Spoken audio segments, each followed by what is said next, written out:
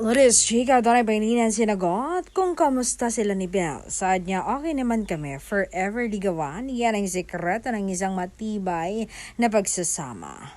Kasi alam niyo yon, hindi lahat ng forever ay minamadali. May mga pagmamahal na kailangang dumaan sa proseso ng paghihintay at patuloy na panliligaw hindi lang sa umpisa kundi habang buhay.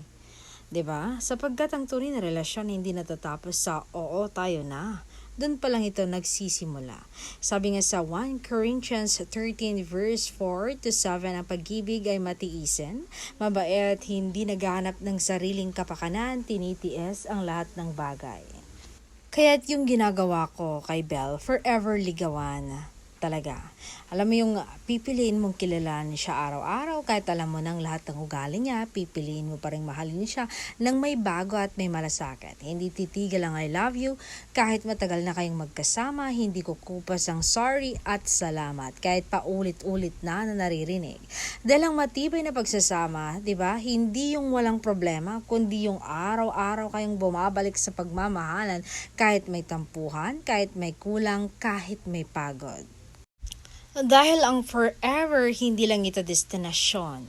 Ito ay desisyon na araw-araw mong pinipili. Kaya kung mahal mo talaga, ipagpatuloy mo lang ang panliligaw. Hindi para mahulog siya sa iyo ulit, kundi para manatili kayong nakatayo, magkasama kay Kristo ang pundasyon.